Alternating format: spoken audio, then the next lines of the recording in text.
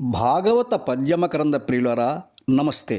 గొల్లభామలు చిలిపి కృష్ణుడిపై యశోదమ్మకు ఇలా ఫిర్యాదు చేస్తున్నారు. ఆడందని వీరల పెరుగోడకని సుతుడు ద్రావి ఒక ఇంచు కథ కోడలి మూతింగరిమినా కోడలు ముచ్చను చురత్త కొట్టెల తాంగి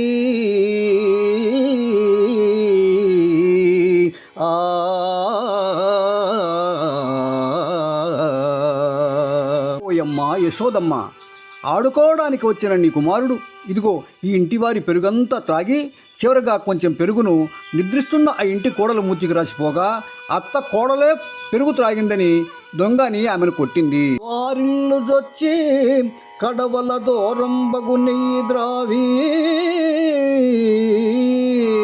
సుధిరా కడవల్ వీరింట నీసు తిండిడ వారికి వీరికి ని దొడ్డవాదయ్య సతీ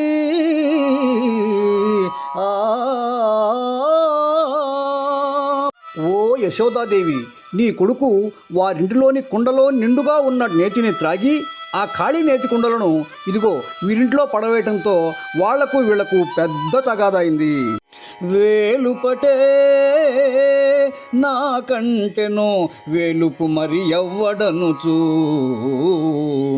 విక వికనగి మా వేలుపుల గోడపైన ఓ హేళవతి నీ తనూజుడు ఎంగిలి చేసా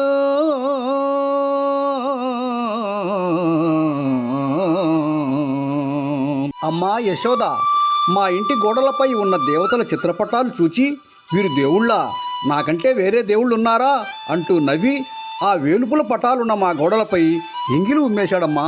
చేబంతి తప్పిపడెనని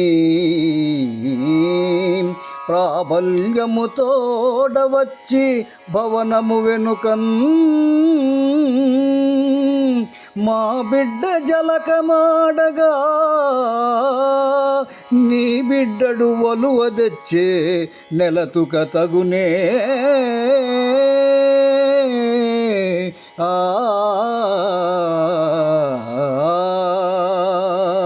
ఊవా, చూశావా యశోదమ్మ, నీ కొడుకు చేతిలో బంతి ఎగిరి మా ఇంట్లో పడిందని అంటూ మా ఇంట్లోకి వచ్చాడు.